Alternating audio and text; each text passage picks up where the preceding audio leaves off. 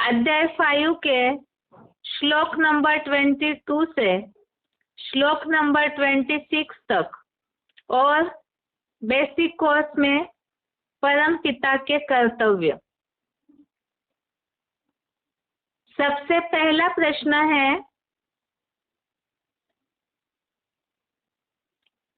Group A का प्रश्न है, निम्नलिखित प्रश्नों के उत्तर शब्दों में बताएं। पहला प्रश्न है, 5वें अध्याय के 23वें श्लोक में श्लोक नंबर 23 में किस आवेग को सहन करने की बात आई है? उत्तर है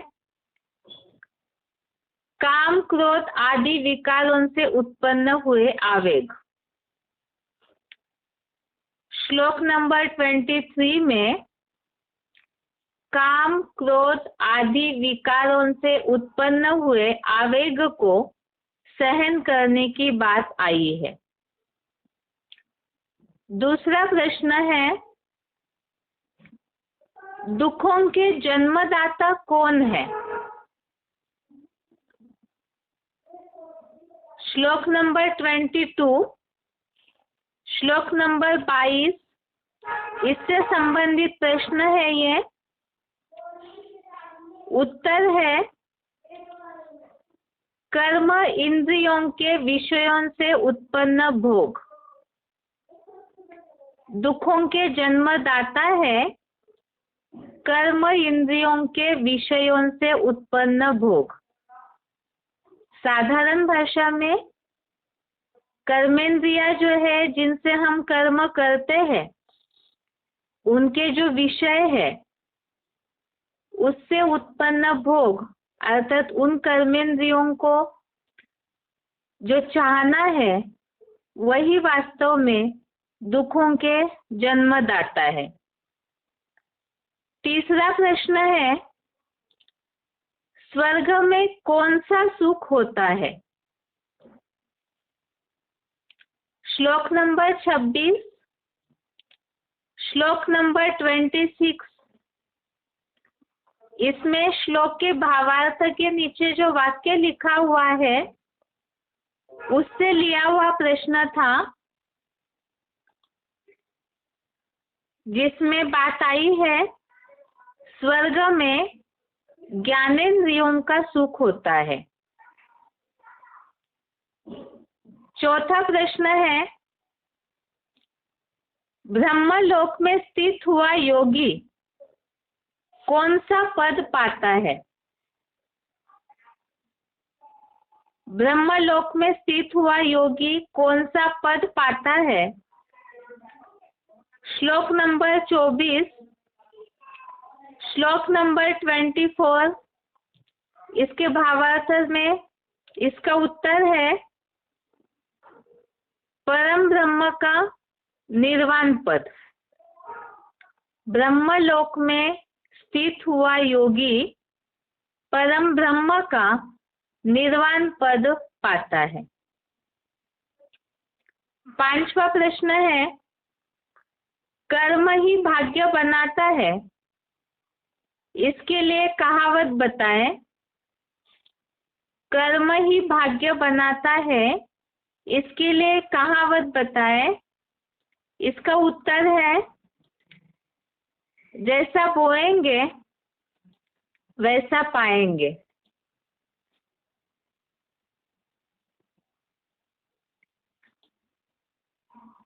अगला प्रश्न है ग्रुप बी का। पहला, निम्नलिखित प्रश्नों के उत्तर 1-2 वाक्यों में बताएं। इसमें पहला प्रश्न है, 2 प्रकार का सुख कौन सा है और वो कब अनुभव होता है? 2 प्रकार का सुख कौन सा है और वो कब अनुभव होता है? उत्तर है श्लोक नंबर 26, श्लोक नंबर 26 से संबंधित प्रश्न है। सतयुग त्रेतायुगी स्वर्ग में ज्ञानेंद्रियों का सुख और विष्णु लोकीय वैकुंठ में अतीन्द्रिय सुख होता है। दो प्रकार का सुख, उसमें एक सतयुग त्रेतायुगी स्वर्ग में ज्ञानेंद्रियों का सुख और दूसरा विष्णु लोकीय वैकुंठ में अतीन्द्रिय सुख। दूसरा प्रश्न है,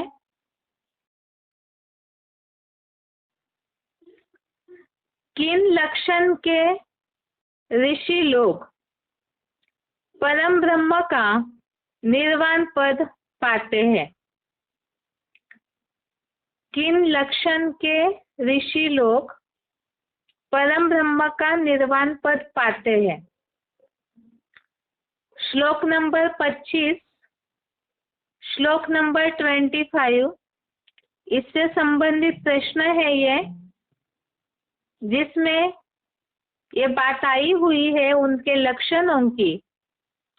सर्व पाप नाशक, द्विधा रहित, मन बुद्धि के वश करता,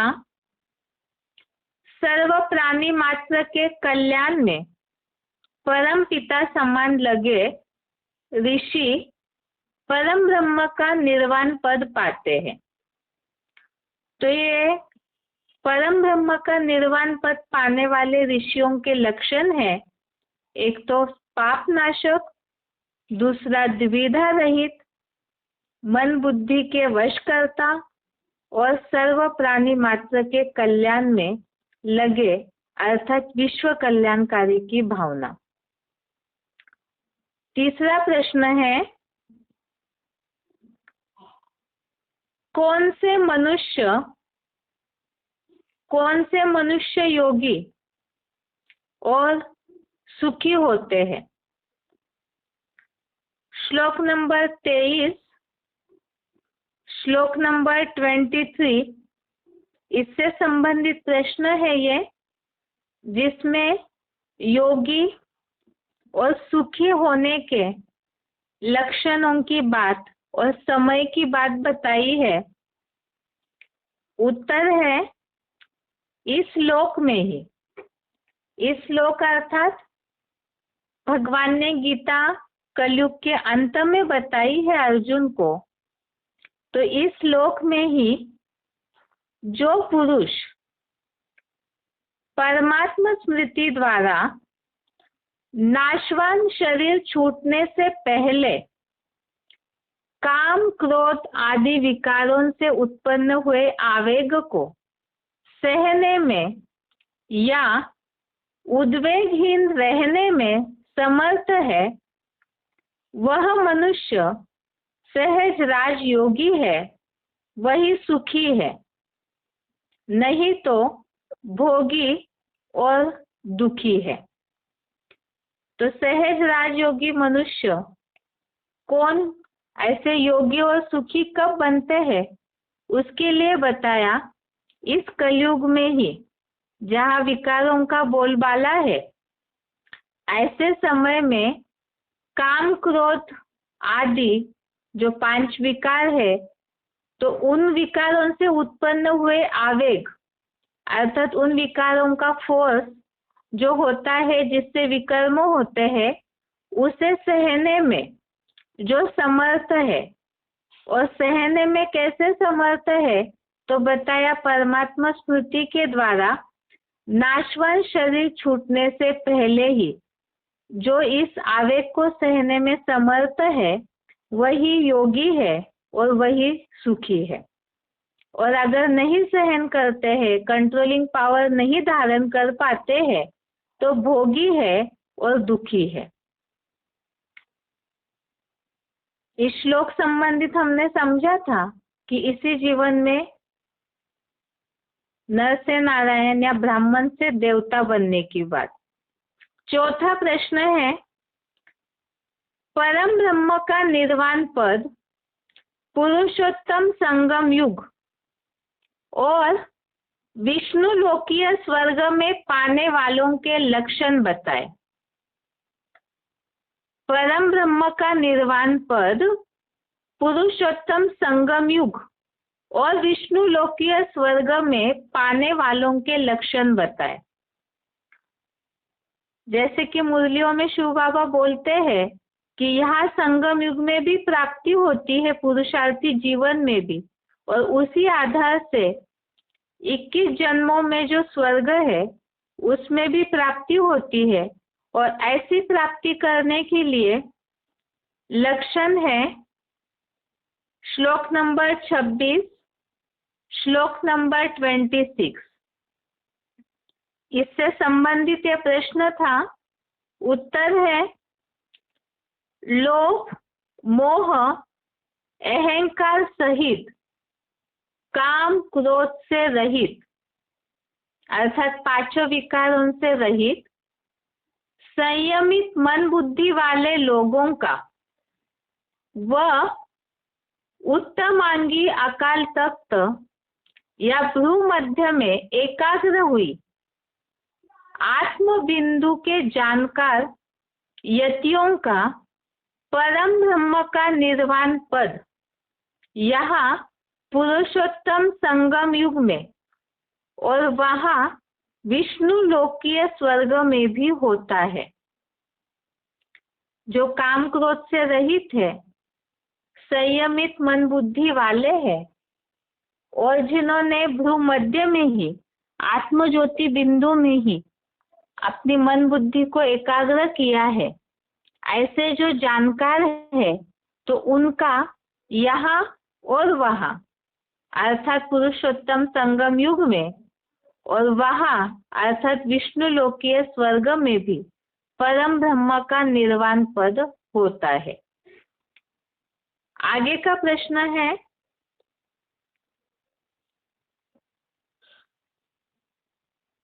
प्रश्न 5वां। बुद्धिमान लोग इंद्रियों के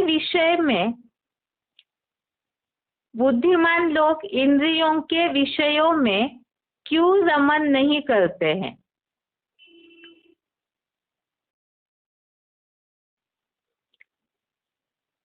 उत्तर श्लोक नंबर 22, श्लोक नंबर 22 से संबंधित यह प्रश्न था कि बुद्धिमान लोग इंद्रियों के विषयों में क्यों नहीं रमन करते हैं। उत्तर है जो सभी कर्म इंद्रियों के विषयों से उत्पन्न भोग है वे ही दुखों के जन्मदाता आदि अंत वाले क्षण भंगुर ही है। हे देहभान हारिणी संगमरमरी दृढ़ भावना वाली कुंती के पुत्र, बुद्धिमानों की बुद्धि शिव से लगे बुद्धिमान लोग उन भ्रष्ट कर्म इंद्रियों के विषयों में रमन नहीं करते हैं। अर्थात ही कर्म इंद्रियों के विषयों से जो उत्पन्न भोग है इससे ही दुख मिलता है, और जो दुखों के जन्मदाता है, जहाँ से दुख मिलता है, बुद्धिमान लोग इस बात को जानते हैं, इसीलिए वे भ्रष्ट कर्मेंद्रियों के विषयों में अर्थात उन सुखों में रमन नहीं करते, अपनी बुद्धि को उलझाते नहीं है। आगे ग्रुप सी का प्रश्न है निम्नलिखित संस्कृत शब्दों के हिंदी अर्थ बताएं।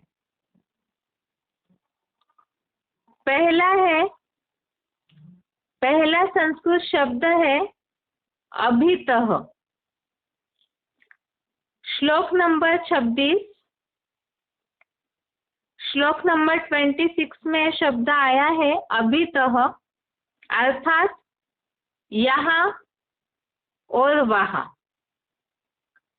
अभितः अर्थात यहाँ और वहाँ। तो जो क्लैरिफिकेशन है इस शब्द में दिया हुआ श्लोक के भावार्थ में, यहाँ अर्थात पुरुषोत्तम संगम युग के लिए इंडिकेशन दिया है और वहाँ अर्थात विष्णु लोकीय स्वर्ग के लिए। दूसरा शब्द है शक्नोति। श्लोक नंबर 23, श्लोक नंबर 23 में शब्द आया है शक्नोति। इसका हिंदी अर्थ है समर्थ है। तीसरा शब्द है दुख योनयः। दुख योनयः श्लोक नंबर 22, श्लोक नंबर 22, इसमें ये शब्द है, अर्थ है इसका हिंदी में दुखों के जन्मदाता। दुख योनयः अर्थात दुखों के जन्मदाता। चौथा शब्द है अंतरारामः। श्लोक नंबर 24, श्लोक नंबर 24, इसमें शब्द है अंतरारामः। इसका हिंदी अर्थ है अंतर में आनंदित है। पांचवा है छिन्नद्वेधा। श्लोक नंबर 25, श्लोक नंबर 25, इसमें ये शब्द है छिन्नद्वेधा। इसका हिंदी अर्थ है द्विधा रहित। आगे का प्रश्न है ग्रुप डी का निम्नलिखित हिंदी शब्दार्थों के संस्कृत शब्द बताएं। पहला शब्द है आत्म ज्योतिर्बिंदु में। श्लोक नंबर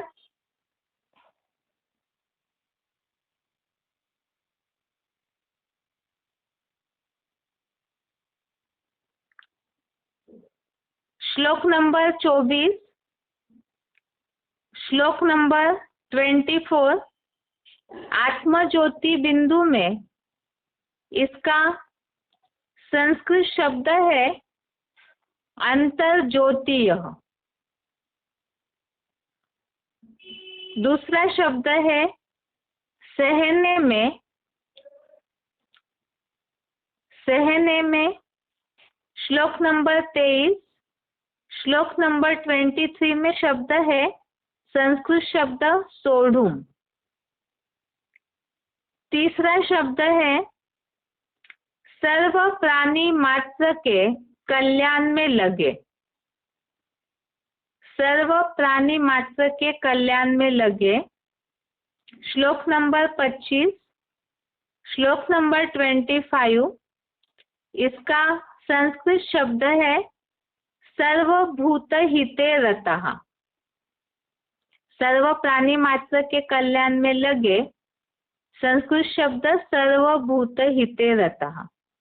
चौथा है आदि अंत वाले। श्लोक नंबर 22, श्लोक नंबर 22, आदि अंत वाले हैं। इसका संस्कृत शब्द है आद्यंतवन्तः। पांचवा है काम क्रोध से रहित।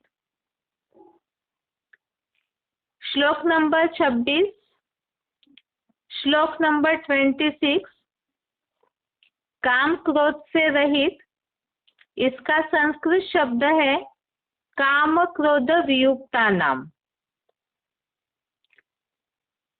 आगे ग्रुप ई का प्रश्न है निम्नलिखित प्रसंगों के लिए श्लोक बताएं।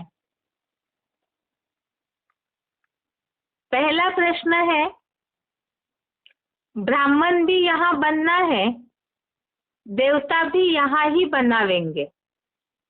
मुरली तारीख दी थी 27 फरवरी 1976, मुरली डेट 27 फरवरी 1976।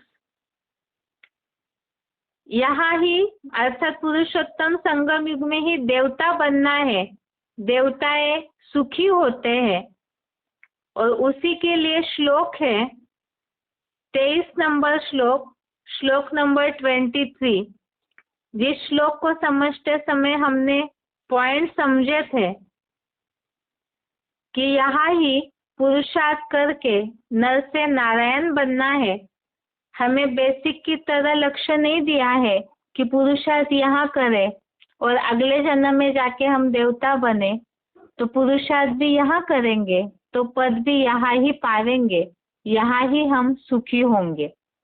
श्लोक नंबर 23, श्लोक नंबर 23 है, शक्नोति हैव यः सोढुं प्राक् शरीर विमोक्षणात् काम क्रोधोद्भवं वेगम स युक्तः स सुखी नरः। अर्थात इस लोक में ही जो पुरुष परमात्मा स्मृति द्वारा नाशवान शरीर छूटने से पहले काम क्रोध आदि विकारों से उत्पन्न हुए आवेग को सहने में या उद्वेगहीन रहने में समर्थ है, वह मनुष्य सहज राजयोगी है, वही सुखी है, नहीं तो भोगी और दुखी है। दूसरा प्रश्न है, गो गोचर जहां मन लग जाई। इतना ही वाक्य दिया था और इसका पूरा वाक्य है, गो गोचर जहां मन लग जाई सो सब माया जानो भाई। श्लोक नंबर 22, श्लोक नंबर 22। ये श्लोक समझते समय हमने जो पॉइंट समझे थे VCDs के, जिसमें शिव बाबा ने ये बात समझाई थी कि ये जो इंद्रिया जहां जहां भी जाती है, आंखें जहां जहां तक भी पहुंचती है, वो सब माया है। माया अर्थात ही दुख। तो ये जो इंद्रियों के विषयों से उत्पन्न भोग है, वही दुख देने वाले हैं, मायावी है। और इसके लिए ये श्लोक है, श्लोक नंबर 22, ये ही संस्पर्शजा भोगा दुख योनय एवते आद्यंतवन्तः कौन्तेय न तेषु रमते बुधः। अर्थात जो सभी कर्म इंद्रियों के विषयों से उत्पन्न भोग है, वे ही दुखों के जन्मदाता आदि अंत वाले क्षण भंगुर ही है। हे देहभान हारिणी, संगमरमरी, दृढ़ भावना वाली कुंती के पुत्र, बुद्धिमानों की बुद्धि शिव से लगे बुद्धिमान लोग उन भ्रष्ट कर्म इंद्रियों के विषयों में रमन नहीं करते। तीसरा है, अव्यक्तवाणी का पॉइंट में से एक वाक्य दिया था, अव्यक्तवाणी तारीख 15 मार्च 1985, अव्यक्तवाणी डेट 15 मार्च 1985। पॉइंट है, निर्वाण स्थिति अर्थात निराकारी स्थिति बीजरूप अवस्था। निर्वाण अर्थात वाणी से परे की स्थिति, और वाणी से परे की स्थिति अर्थात ही निराकारी स्थिति बीजरूप अवस्था। परम धाम के बारे में हम बहुत सारे श्लोक इस हफ्ते समझे। परमधामी स्टेज अर्थात ही निराकारी स्टेज, जहाँ वाणी का कोई गम नहीं है। तो निर्वाण स्थिति, निराकारी स्थिति, बीजरूप अवस्था, इससे संबंधित श्लोक है श्लोक नंबर 24, श्लोक नंबर 24, जिसमें बात आई है पूरी तरह से सुखमय आनंदमय स्थिति की और आत्म ज्योति बिंदु के स्थिति की। श्लोक है 24 नंबर श्लोक, योऽन्तः सुखोऽन्तरा रामः तथान्तरा ज्योतिरेव यः स योगी ब्रह्म निर्वाणम ब्रह्म भूतोऽधिगच्छति। अर्थात जो मन बुद्धि से अंदरूनी सुखमय है, अंतर में प्रशांत महासागर जैसा शांत और आनंदित है, वैसे ही जो आत्म ज्योति बिंदु में स्थिर नंबरवार पुरुषार्थ अनुसार ब्रह्मलोक में स्थित हुआ वह योगी परम ब्रह्म का यहाँ ही वाणी रहित अंतर्मोनी निर्वाण पद पाता है।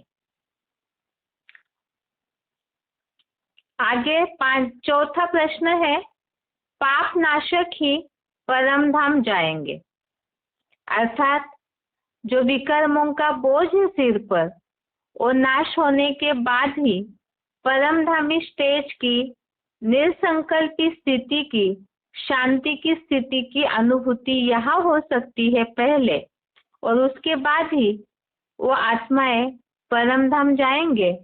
श्लोकों में तो खास इस सृष्टि पर ही परमधाम को उतारने की बात का जो उल्लेख आया है, श्लोक नंबर 25, श्लोक नंबर 25 है, लभन्ते ब्रह्म निर्वाणम ऋषयः क्षीण कल्मषः छिन्नद्वेधा यतात्मानः सर्वभूत हिते रतः।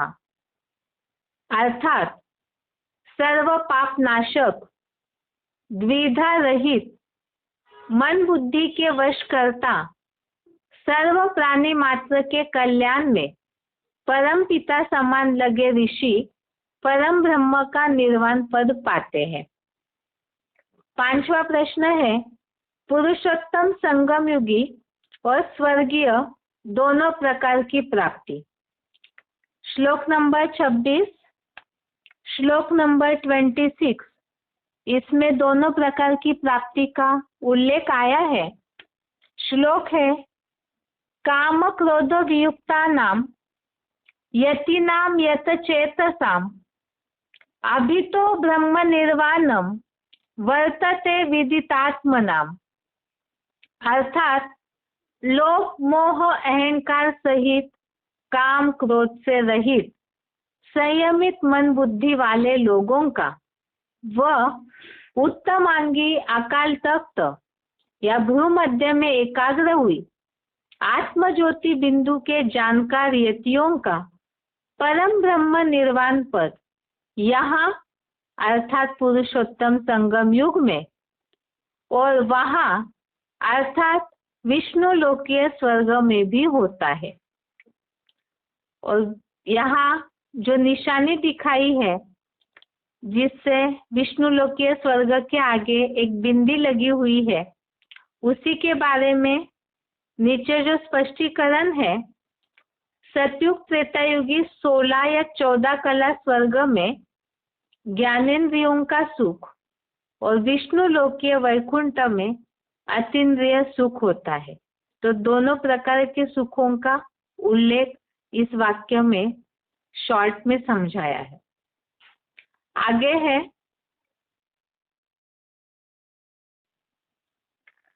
ग्रुप एफ का प्रश्न।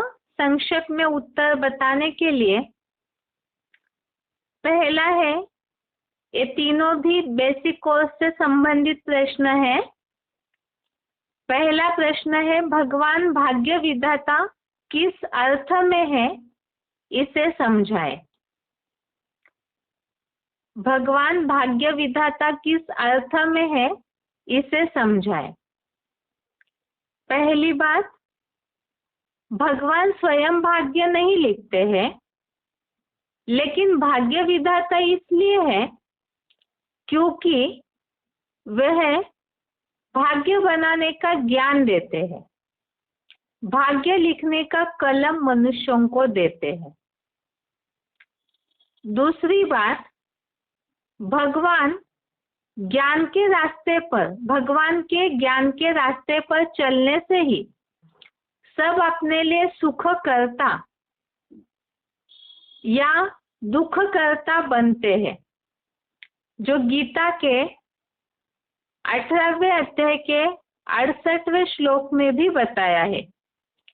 अध्याय 18 का श्लोक नंबर 68 में ये बात बताई है कि मनुष्य भगवान के रास्ते पर अगर चलते हैं, ज्ञान के रास्ते पर, तो अपने लिए सुख करता बन जाते हैं और नहीं चलते हैं तो मनुष्य स्वयं के लिए ही दुख करता बन जाते हैं। और तीसरा प्रूफ है, भगवान आकर के जो ज्ञान देते हैं उसका अनुसरण जैसे करते हैं, अर्थात जैसे गुण धारण किए, जैसे कर्म किए, उस प्रकार सबका वर्ण अर्थात भाग्य निश्चित हो जाता है, जो कि गीता के 4 अध्याय का 13वां श्लोक, अध्याय 4 का श्लोक नंबर 13 में ये बात बताई है कि गुण और कर्मों के आधार से ही वर्णों की रचना होती है। उत्तर एक बार दोबारा रिपीट करते हैं।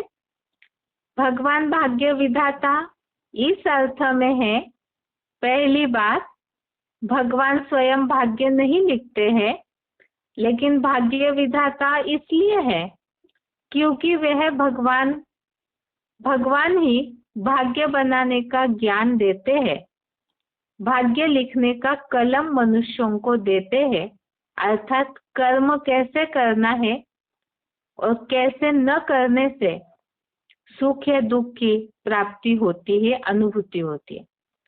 दूसरी बात, भगवान के ज्ञान के रास्ते पर चलने से ही सब मनुष्य अपने लिए सुख करता या दुख करता बनते हैं, जो कि गीता में ही इस बात का उल्लेख आया है कि भगवान के रास्ते पर चलने से सब दुर्गों या रुकावटों को पार करेगा, और नहीं तो अहंकार के कारण न सुने तो नष्ट हो जाएगा। और तीसरी बात, भगवान आकर के जो ज्ञान देते हैं उसका अनुसरण करके जैसे गुण धारण किए, जैसे कर्म किए हैं, उस प्रकार ही सबका वर्ण अर्थात भाग्य निश्चित हो जाता है, जिसका उल्लेख गीता में ही है कि 4 वर्णों की, गुण और कर्मों के आधार से ही 4 वर्णों की रचना हुई है। दूसरा प्रश्न है,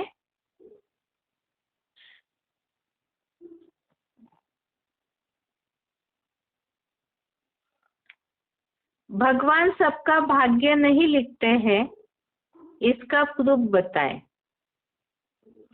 भगवान सभी का भाग्य नहीं लिखते हैं, इसका प्रूफ है, पहली बात, अगर भगवान भाग्य लिखते, वह तो सबके पिता है, कल्याणकारी है, तो कोई भी बच्चे का दुर्भाग्य होना ही नहीं चाहिए। परंतु आज कई ऐसे लोग हैं जिन्हें खाने के लिए अन्न भी नहीं मिलता है, तो ऐसे लोगों का दुर्भाग्य कैसे लिख दिया भगवान ने। दूसरी बात, भगवान सभी का भाग्य नहीं लिखते हैं, इसका प्रूफ, दुनिया में किसी का भाग्य अच्छा, किसी का बुरा है, परंतु भगवान तो ऐसा पक्षपात नहीं करते हैं, जिसके लिए ही भगवत गीता में ही 9वें अध्याय के 29वें श्लोक में ये बात का उल्लेख है कि भगवान के लिए न कोई प्रिय है और ना कोई द्वेष योग्य है। तो इसका मतलब भगवान पक्षपात तो करते नहीं, तो फिर यहाँ किसी का अच्छा भाग्य और किसी का बुरा ऐसे क्यों हो गया। तीसरी बात, गीता के 5वें अध्याय का 15वां श्लोक, अध्याय 5 का श्लोक नंबर 15 में ये बात आई है, भगवान न किसी का पाप लेते हैं न किसी का पुण्य लेते हैं। तो पाप दुख से और पुण्य सुख से जुड़ा हुआ है, तो भगवान किसी का पाप या पुण्य नहीं लेते, अर्थात ही सुख या दुख से भगवान जुड़े हुए नहीं है। चौथी बात, गीता के 5वें अध्याय का 14वां श्लोक, अध्याय 5 का श्लोक नंबर 14 में बात आई है, भगवान किसी के कर्म फल का सर्जक नहीं है। तो इन सारी बातों से ये सिद्ध होता है कि भगवान किसी का भाग्य नहीं लिखते हैं। उत्तर दोबारा रिपीट देखते हैं। भगवान सबका भाग्य नहीं लिखते हैं। इसके प्रूफ, अगर भगवान भाग्य लिखते तो वह सबके पिता है और कल्याणकारी है, तो कोई बच्चे का दुर्भाग्य होना ही नहीं चाहिए। परंतु आज कई ऐसे लोग हैं जिन्हें खाने के लिए अन्न भी नहीं मिलता है। दूसरी बात, दुनिया में किसी का भाग्य अच्छा और किसी का बुरा है, परंतु भगवान तो ऐसा पक्षपात नहीं करते हैं। इसका उल्लेख गीता के 9वें अध्याय के 29वें श्लोक में आया है। तीसरी बात, गीता के 5वें अध्याय का 15वां श्लोक, अध्याय 5 का श्लोक नंबर 15 में ये बात है, भगवान न किसी का पाप लेते हैं न किसी का पुण्य। तो पाप पुण्य, सुख दुख, भाग्य दुर्भाग्य से जुड़े हुए, और गीता में ये बात आई, भगवान किसी के पाप पुण्य को नहीं लेते। चौथी बात, 5वें अध्याय का 14वां श्लोक, अध्याय 5 का श्लोक नंबर 14 में ये बात आई, भगवान किसी के कर्म फल का सर्जक नहीं है। तो इन सब बातों से सिद्ध हुआ कि भगवान भाग्य नहीं लिखते हैं। अगला प्रश्न है तीसरा, मनुष्य ही अपने सुख और दुख का जिम्मेवार है, कैसे? पहली बात, आत्मा ही स्वयं को सुख व दुख देती है, अर्थात आत्मा ही अपना मित्र और शत्रु है। गीता का अध्याय 6 का श्लोक नंबर 5 में ये बात आई है कि मनुष्य अपने लिए ही मित्र, आत्मा अपना ही मित्र और शत्रु भी है।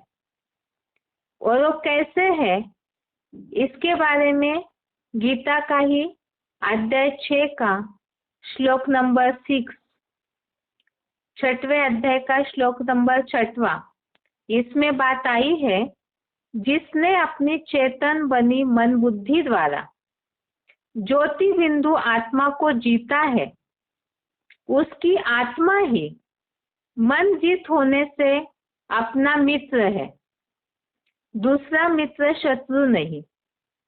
किंतु अनात्मस्थ देह भानी की चंचल मन वाली क्षीण बुद्धि आत्मा ही शत्रु की तरह शत्रुता करने में तत्पर रहती है। अर्थात ही आत्मा चंचल मन बुद्धि के द्वारा ही अपने लिए शत्रु की तरह काम करता है, अर्थात ही अपने स्वयं के लिए दुख का जिम्मेवार बन जाता है। और तीसरी बात, कहा जाता है, जैसा बोएंगे वैसा पाएंगे, अर्थात जो जैसा करेगा अच्छा या बुरा, वैसा ही सुख या दुख पाएगा। तो स्वयं के लिए खुद ही मनुष्य अपने सुख दुख का जिम्मेवार हो गया कर्मों के आधार से। और चौथी बात, कहा जाता है इसीलिए ही मुट्ठी में है तकदीर तुम्हारी। तो इन सब बातों से यह सिद्ध हो जाता है, मनुष्य स्वयं ही अपने सुख व दुख का जिम्मेवार है। उत्तर दोबारा देखते हैं रिपीट में। मनुष्य कैसे अपने सुख दुख का जिम्मेवार है? इसके लिए पहली बात, आत्मा ही स्वयं को सुख या दुख देती है, अर्थात आत्मा ही अपना मित्र और शत्रु है। ये बात गीता के 6वें अध्याय के 5वें श्लोक में अध्याय 6 के श्लोक नंबर 5 में बताई है। और वो कैसे अपना शत्रु और मित्र बनती है, इसका उल्लेख ही अगले श्लोक में श्लोक नंबर 6 में बताया है, जिसने अपनी चेतन बनी मन बुद्धि द्वारा ज्योति बिंदु आत्मा को जीता है, उसकी आत्मा ही मन जीत होने से अपना मित्र है, दूसरा मित्र शत्रु नहीं। किंतु अनस्मस्त देह भानी की चंचल मन वाली क्षीण बुद्धि आत्मा ही शत्रु की तरह शत्रुता करने में तत्पर रहती है। अर्थात चंचल मन बुद्धि के द्वारा स्वयं ही अपने लिए शत्रुता करने में अर्थात दुखों के लिए जिम्मेवार बन जाते हैं। कैसे? तो अपने कर्मों के आधार से। इसलिए तीसरी बात कहा जाता है, जैसा बोएंगे वैसा पाएंगे। अर्थात जो जैसा करेगा, अच्छा या बुरा, वैसा ही सुख या दुख पाएगा। इसलिए ही कहा जाता है, मुट्ठी में है तकदीर तुम्हारी। तो इन सब बातों से सिद्ध होता है, मनुष्य ही अपना सुख व दुख का जिम्मेवार है। ये तीनों प्रश्न बेसिक कोर्स संबंधित जो लिए हैं, वो संक्षेप के प्रश्नों को यदि ध्यान से देखेंगे तो बेसिक कोर्स समझाने में सुविधा होगी, क्योंकि जनसाधारण के मन में कर्मों को लेके, सुख दुख को लेके, भाग्य को लेकर यही सब प्रश्न मन में रहते हैं। ये हो गया श्लोक टेस्ट नंबर 46। 46 नंबर का जो श्लोक टेस्ट है, उसके प्रश्नों का जवाब अभी आगे समय बचा हुआ है थोड़ा, उसमें अगला बेसिक कोर्स देखते हैं।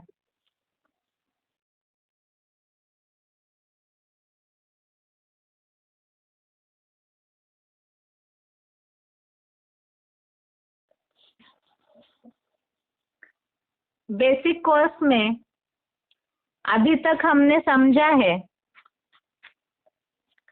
भगवान के कर्तव्यों को लेकर के बात चल रही थी, तो अभी तक हमने इन बातों को समझा। भगवान के कर्तव्यों को लेकर बहुत सी मान्यताएं दुनिया वालों के मन में बैठी हुई है। वो मान्यताएं किस तरह से गलत है, उसे हमने कई प्रूफ प्रमाणों के साथ, कई तर्कों के साथ समझा है। जैसे कि लोग समझते हैं कि भगवान पत्ते पत्ते को हिलाते हैं। हमने लेकिन इन बातों को समझा है कि न भगवान सबसे सब कार्य कराते हैं, न ही वे कठपुतलियों को चलाते हैं, न पत्तों पत्तों को हिलाते, और ना ही भगवान अल्पकाल का जादू करते हैं या चमत्कार करते हैं।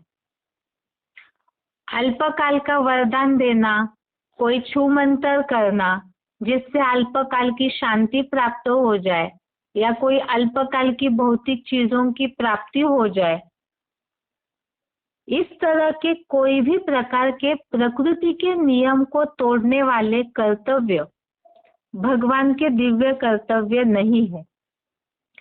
दूसरी बात, नहीं भगवान सबका भाग्य लिखते हैं और ना ही वे किसी को सुख या दुख देते हैं, बल्कि मनुष्य स्वयं अपने कर्मों के आधार से अपना भाग्य बनाते हैं।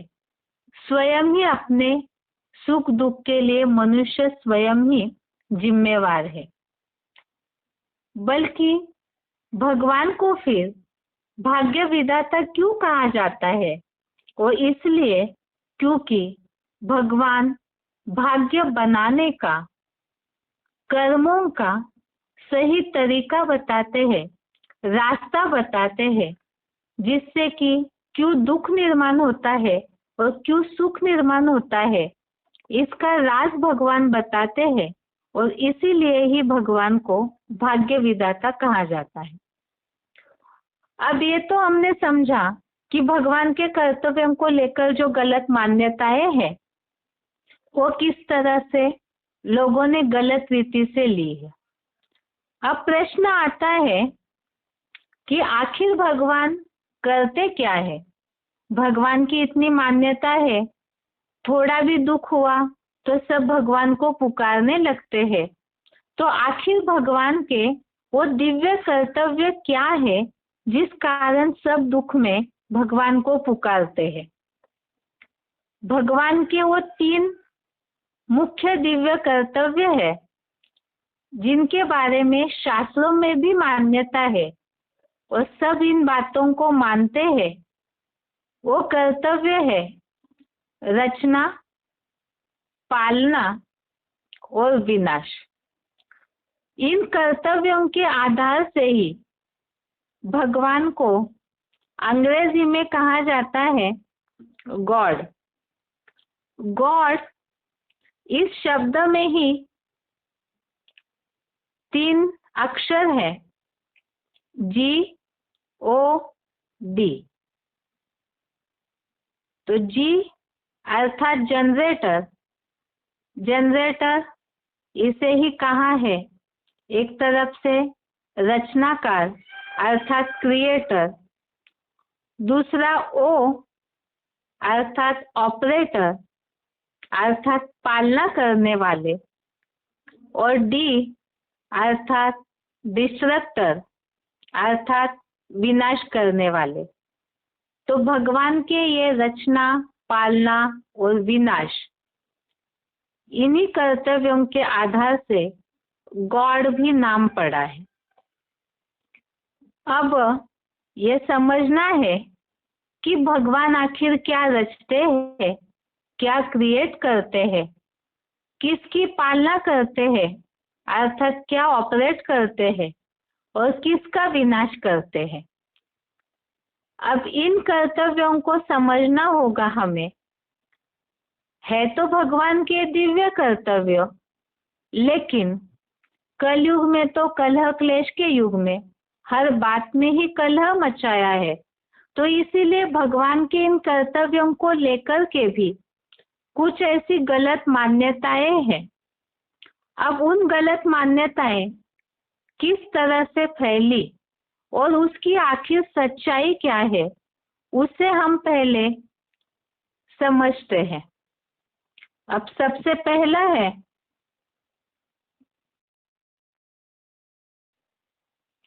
भगवान का पहला दिव्य कर्तव्य है रचना, अर्थात क्रिएट करने वाले। तो भगवान हो गए रचता। इसके बारे में लोग क्या समझते हैं उसे देखते हैं। लोग समझते हैं भगवान ने इस संसार को रचा, अर्थात इस संसार में जो कुछ भी है, सूरज, चांद, सितारे, आकाश, वायु, जो कुछ भी है वो सब कुछ भगवान ने ही रचा है। अब ये सारी रचनाएं जो भी है, सूरज, चांद, सितारे, पहाड़, हवा, अग्नि, जो भी है, अब उसमें से भी सबसे पहले हम देखते हैं, क्योंकि मनुष्य इन सब बातों के लिए ज्यादा सोचते हैं, भगवान के प्रति आस्था आसक्ति मनुष्यों को ज्यादा है, इसीलिए सबसे पहले हम मनुष्यों की, और उसमें भी पहले बात है प्राणियों के शरीरों के निर्मित की। अब लोग ऐसे समझते हैं कि जो भी मनुष्यों के शरीर बने हुए हैं, प्राणियों के शरीर टोटल ही जो भी प्राणियों के शरीर बनते हैं, तो वो भगवान ने रचे हैं, और इसीलिए ही भगवान को क्रिएटर कहा जाता है। और इसीलिए ही जब लोग दुखी होते हैं तो कहते भी है, भगवान को ही दोष देते हैं कि भगवान ने हमें क्यों बनाया है। सबसे पहली बात तो है शरीर को चलाने वाली आत्मा की। हम सब आत्माएं हैं, इसे हमने आत्मा के लेसन में ही देखा है और इस बात को समझा कि आत्मा जो है वो तो रची नहीं जाती है, वो अनादि है। आदि अर्थात जिसकी कोई आदि न हो। आत्माएं जो है वो तो बनी बनाई है, उसे कोई अलग से रचा नहीं गया, निर्मित नहीं की गई है। इसे तो हमने आत्मा के लेसन में अच्छे से समझा है। अब रही बात आत्मा जिस शरीर द्वारा कार्य करती है उन शरीरों की, तो ये जो भी प्राणी मात्र के शरीर है उसमें भी पहले तो बात करते हैं मनुष्यों के शरीरों की। जो बच्चे पैदा होते हैं, जो जन्म लेते हैं मनुष्य, इसे तो सब जानते हैं कि माता पिता के विषय विकारों की पैदाइश ही मानवीय शरीर है। अर्थात ही सभी प्राणी मात्र का जो शरीर है उनके माता पिता के द्वारा पैदाइश होती है। माता पिता अपने बच्चों को जन्म देते हैं, इसीलिए तो वे रचयिता कहे जाते हैं, जन्मदाता कहे जाते हैं। हड्डी मांस का जो पुतला है मनुष्यों का ये शरीर, जिसे मिट्टी का पुतला भी कहा जाता है, तो मनुष्य भी इसी से बने हैं। तो इसीलिए ही वो मनुष्यों के शरीर भी माता पिता की ही पैदा।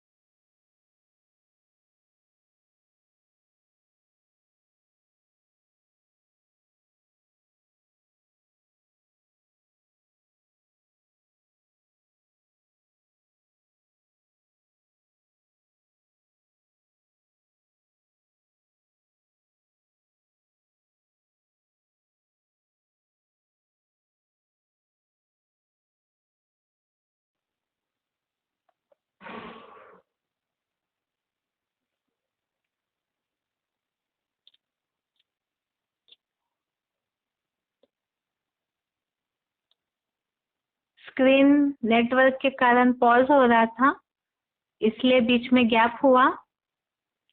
बात चल रही थी भगवान रचता है, तो इसमें मनुष्य समझते हैं मनुष्यों के शरीर को रचा है भगवान ने। लेकिन इस बात को तो हम व्यावहारिक दृष्टि से जानते हैं, बच्चों की पैदाइश उनके माता पिता से होती है और माता पिता इसी के कारण बच्चों के जन्मदाता कहे जाते हैं।